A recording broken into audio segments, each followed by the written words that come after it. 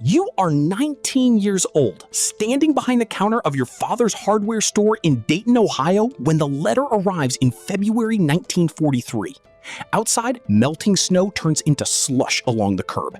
Inside, your father is arguing with a customer over the price of nails. Your girlfriend Ruth is waiting to go to the movies with you after work.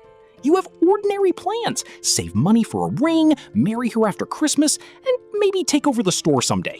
Nothing heroic, nothing complicated. Then the mailman drops the envelope on the counter with your name typed across the front. Your father stops speaking before you even open it. Having fought in France during World War I, he knows what government mail looks like. When you bring it home, your mother cries. Ruth doesn't cry right away. She sits beside you at the table, gripping your wrist so hard you can feel her pulse. The letter commands you to report for induction in 12 days. 12 days until your life belongs to the Army. On the morning you leave, Ruth gives you a photograph taken by the river the previous summer. She is smiling into the sun, holding her hat. On the back, she wrote 5 words: "Come home before the leaves change." You laugh, neither of you wanting to admit the leaves may change more than once before you return. You slide the photo into your jacket's inner pocket. It will stay there through basic training, across an ocean, into a landing craft, and onto a beach where almost everything else you carry will be lost. The Army sends you to basic training in Georgia. They cut your hair, take your clothes, replace your name with a number, and teach you to obey without thinking. You march until your feet blister, learn to strip a rifle in darkness, and crawl under live machine gun fire, while instructors shout that fear makes the lesson stick. You throw grenades, dig foxholes, and run until your lungs burn. At night, men talk about home with the intensity of starving people describing food. That is where you meet Eddie Caruso from Brooklyn. He worked in his father's bakery and makes every Army meal sound worse by describing fresh bread at 4 in the morning, sugar-dusted cannoli and tomato sauce simmering for 6 hours. He carries a small silver cigarette case that belonged to his older brother, killed in North Africa. Eddie doesn't smoke. He just opens the case when nervous and runs his thumb over the scratches. There is also Sergeant Miller, 27 years old but looking 40. He fought in North Africa and Sicily, and he never raises his voice. Miller tells you that men who talk most about killing usually freeze when the shooting starts, advising you to watch the quiet ones instead. Then he points at Eddie and says that while he talks enough for 3 men, he'll be fine. Eddie grins. You believe Miller because he speaks like someone who has already seen the ending. Months later, you cross the Atlantic in a troop ship so crowded that men sleep in shifts. The air below deck tastes of oil, sweat, and vomit.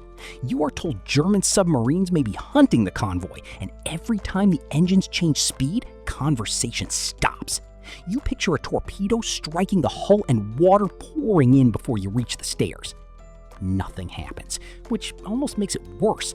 Fear with no release has nowhere to go. You arrive in England under a cold, gray sky. Villages look peaceful, children wave as your truck passes, and old women hand soldiers tea. The Army builds camps across the countryside, filling them with men, ammunition, fuel, tanks, landing craft, and rumors. France is close enough to imagine, yet hidden across the channel. You train for an invasion everyone knows is coming, but nobody can discuss. You climb down rope nets into small boats, run across mock beaches under blank fire, clear obstacles, and attack bunkers. Officers show you plaster models of the French coast, pointing to exits, strong points, minefields, and fields beyond the beach. On the map, every problem has an arrow drawn through it. Eddie leans towards you and whispers, "Amazing how bullets respect arrows." He nearly laughed during the briefing, but Miller does not. On June 5th, rain beats against the tents and wind shakes the canvas. Men are told the invasion is delayed. Some cheer, most pretend to. That evening, the order changes. You are going. Chaplains move through the camp while officers hand out ammunition, seasickness pills, extra food, and final instructions. Men write letters they may never send. You write to your parents, then to Ruth. You tell her the weather is bad and England is beautiful, but you don't tell her where you are going or that your hands are shaking. At the bottom, you write, "I still have the photograph." You fold the letter and hand it over. Before midnight, you board the transport. Thousands of ships move through the darkness around you, visible only as black shapes and covered lights. The sea is rough and men vomit over the rails. Some pray, some sleep. Eddie opens and closes his silver case until Miller takes it from him. "You'll wear the hinge out before the Germans get a chance," Miller says. When Eddie asks for it back, Miller promises to return it when they reach France.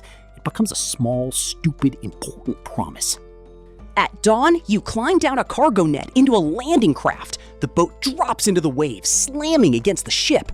30 men crowd inside as water spills over the sides. Your rifle is wrapped against spray, and your pack contains ammunition, grenades, food, a gas mask, and an entrenching tool, heavy enough to drown you. The landing craft turns toward Omaha Beach. At first, France is only a dark line. Then the coast becomes clearer. Sand, bluffs, smoke, and fires. You see landing craft drifting sideways. One burns near shore, another explodes and vanishes behind black water. Naval shells pass overhead with a sound like trains tearing through the sky. The officer shouts that you have 1 minute. Eddie stands beside you, pale green from seasickness, saying he'll never eat fish again. Miller stands behind him holding the silver case in one hand and his rifle in the other. Suddenly, machine gun fire hits the front ramp with a sharp metallic clatter. Everyone ducks, even though there is nowhere to go. 30 seconds. You reach inside your jacket and touch Ruth's photograph. Come home before the leaves change. For 1 second, you are back beside the river. Then the boat hits bottom and the ramp falls. The first 2 men are cut down before leaving the craft. Everyone moves at once. You go over the side because the ramp has become a doorway filled with bullets. The water reaches your chest, then your chin. Your pack drags you under as your boots search for ground. A wave turns you sideways and you swallow seawater. Men around you sink, unable to release their gear fast enough. You claw at the straps, kick upward, and touch sand. Your rifle is wet and your lungs burn. Eddie appears several yards away, fighting through the surf, but Miller is nowhere in sight. Bullets strike the water in white lines. You move toward the beach step by step, unable to run.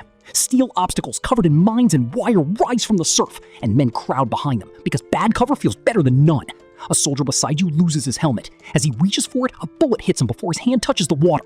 You keep moving. The first thing the beach teaches you is that if you stop for someone, you may join him. You reach the sand and throw yourself behind a steel obstacle. Eddie lands beside you, breathing so hard he cannot speak. A wounded man lies nearby, calling for his mother. You look for a medic, but there is no medic, no officer, and no unit. The beach has torn every plan into pieces. Men from different companies hide together. Radios are destroyed, and tanks burn in the shallows. Engineers carrying explosives crawl toward wire, while machine guns fire down from the bluffs. The bombardment was supposed to crush the defenses, but it did not. The Germans are still there and can see everything. Eddie asks where Miller is. You say he's probably farther down the beach, though neither of you believes it. You run. 10 steps, drop, another 10. Sand jumps around your boots, and a bullet snaps past your ear so close the sound hurts. You reach a crater filled with 3 men. One is alive but cannot move his legs. Another keeps repeating, "I lost my rifle, I lost my rifle." The third is dead. Eddie tries to pull the wounded man deeper, but the man screams. Machine gun fire cuts across the opening. You shout that you have to go, and Eddie looks at you as though you said something unforgivable. Then another shell lands nearby, settling the decision for both of you.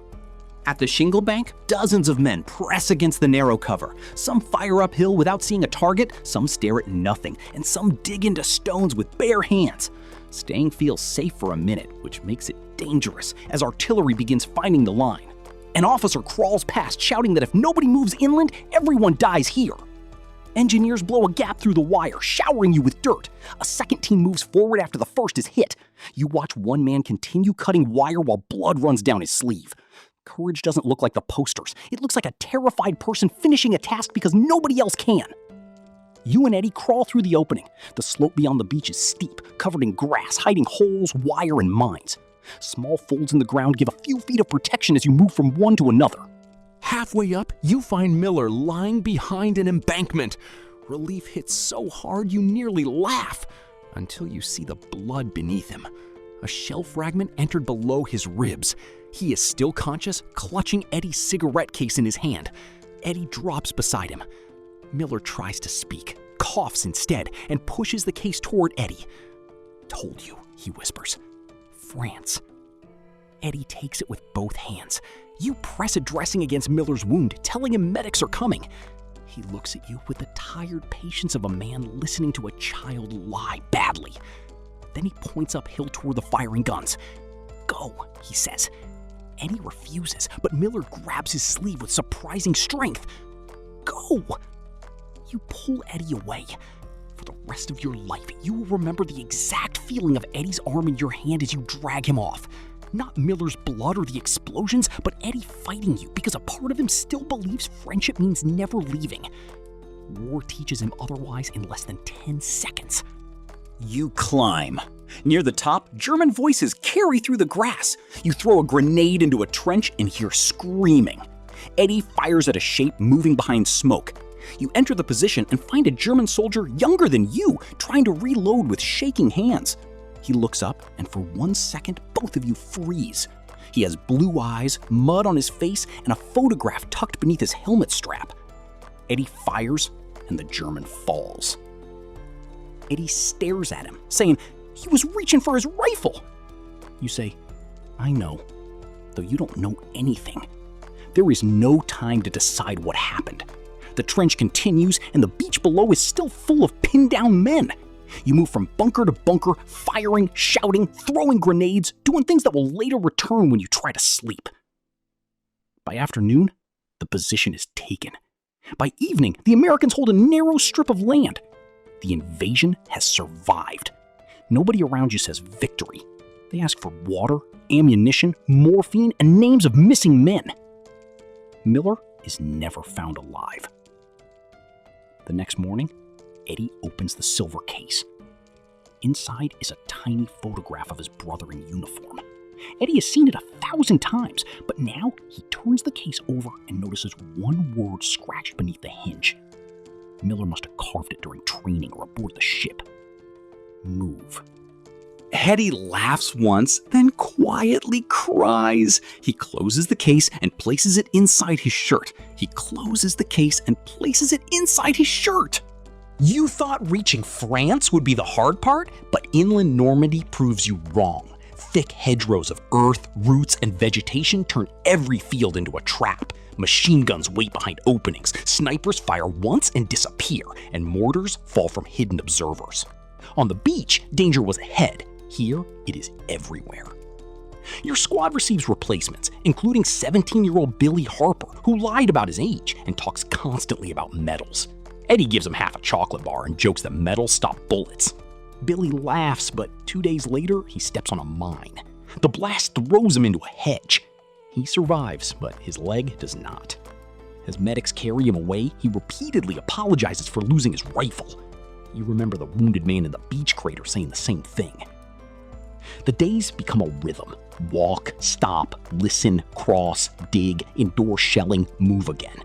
You sleep in wet clothes, eat cold food from tins, and keep your boots on because an attack may begin at any moment. You identify weapons by sound. German machine guns tearing the air like cloth, coughing mortars, and descending artillery whistles that press every man into the earth. At first, dead bodies shock you. Later, you eat beside them because there's nowhere else to sit. Becoming used to that frightens you more than the bodies. You write to Ruth, but remove every true sentence. France is green, the food is bad, and you still have her photograph. You do not mention that it is stained with seawater and blood, and you do not know whose blood. Eddie changes more slowly. He still talks about bread, shares his food, and opens the case when frightened. Before every attack, he touches Miller's word, move. It becomes a command, a prayer, and an excuse. In July, intelligence sends your platoon into a village believed to contain German soldiers. The streets appear empty, curtains move, and a hidden dog barks. An old man stands beside a doorway with hands raised. Your lieutenant orders the squad forward. A shot cracks and he falls. Everyone fires. Windows explode and bullets tear through doors. Eddie drags you behind a stone wall while someone throws a grenade into the house where the shot originated. After the explosion, you enter. There is no German soldier, only a woman lying dead on the floor and a boy staring silently from beneath a table. Outside, the old man is still standing with hands raised. That night, Eddie does not talk about food. He opens the case, reads the word, and asks, "Move where?" You have no answer. The war moves anyway. Weeks later, the army breaks out of Normandy. Roads fill with trucks, tanks, prisoners, refugees, dead horses, and burned vehicles. French civilians cheer, children ask for chocolate, and women place flowers on tanks. A girl about Ruth's age kisses your cheek. For a moment, liberation feels like the clean story you were promised, until you see a family digging through a home destroyed by Allied bombs. Victory and grief occupy the same street. Outside St. Lo, Eddie is killed. Without a heroic charge or dramatic sacrifice, he is sitting beside you in a ditch, opening a tin of meat when an artillery shell lands behind the hedge. You wake several feet away with dirt in your mouth and ringing ears. Eddie is barely alive, his silver case lying open in the mud. You crawl to him. He cannot feel his legs and asks you to describe Ruth. You tell him about the river photograph, her hat, her laugh, the hardware store, the picture house, and the ring you intended to buy. With eyes closed, Eddie says, "My father's bread comes out at 4. Whole street smells it." You promise he will smell it again. And he smiles because he knows you are lying. His hand pushes the case towards you. Don't let him disappear. You never know whether he meant his brother, Miller, or himself. Then he is gone. From that day, you carry the case. Ruth's photograph stays inside your jacket. Eddie's brother remains inside the case. 2 lives, 2 promises. One belongs to the future you wanted, the other belongs to men who no longer have one. Paris is liberated and autumn arrives. Ruth's message becomes impossible to ignore. Come home before the leaves change. The leaves turn gold, then brown, then vanish while you continue east. Everyone says Germany is finished and you will be home by Christmas. But winter comes and fighting continues. You stop trusting rumors or imagining dates. Home exists only in letters. Germany surrenders in May 1945.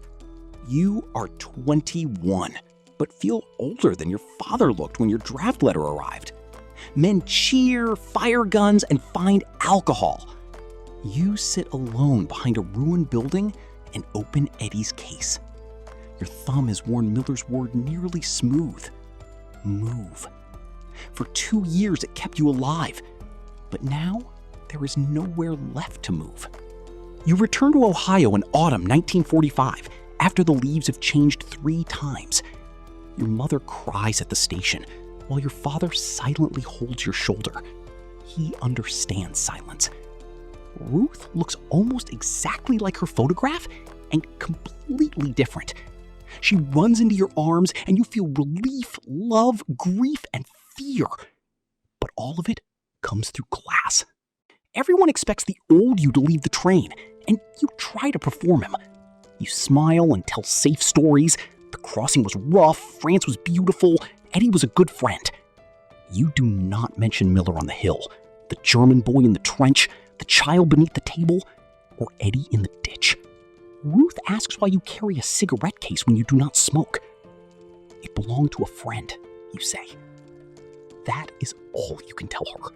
At the hardware store, the same bell rings and customers complain about prices. Your father stacks boxes exactly as before. Ordinary life continued without permission. You should feel grateful, but its sameness feels accusatory. Trucks backfire and you wake beneath the kitchen table. Rain becomes machine gun fire against the landing craft. Ruth learns not to touch you suddenly. You buy the ring, but leave it in a drawer for 6 months. Your old future remains available, but you no longer know how to enter it. One evening, Ruth finds you behind the store holding Eddie's case. She asks about the word, and you tell her about Eddie, Miller, and the beach. Not everything, but enough. She listens without telling you to forget, then closes your fingers around the case. Then move, she says. Just not alone. You marry that winter. Years pass, you inherit the store, and you have a son and a daughter. Eddie's case stays in your desk's top drawer. The photograph fades, but the scratches remain. Your children know you fought in World War II, but to them it is a map. Normandy is a name, and Omaha is black and white footage. They know the Allies won and you came home. But they do not know that when the ramp fell, there was no ending. Only deep water, heavy equipment, and frightened men waiting behind you. You were not fearless, and neither were Miller or Eddie. You moved because staying meant dying, then continued because the men beside you needed you. When the war ended, you discovered movement was easier than stopping. At 68, you return to Normandy with Ruth. The beach is quiet, families walk beside the sea, and children play where men once drowned beneath their packs. Grass covers the bluffs, and the bunkers are empty. Near where the landing craft opened, you take out Ruth's faded photograph and Eddie's silver case. Inside, his brother's photograph is barely visible, but beneath the hinge, Miller's word remains: move. For the first time, you understand it was never only in order to advance, it was in order to carry them forward. You close the case and place it in the sand, then take Ruth's hand. The sea moves exactly as it did that morning, but nobody is pushing you now. This time, you choose the direction, and you walk away from the water.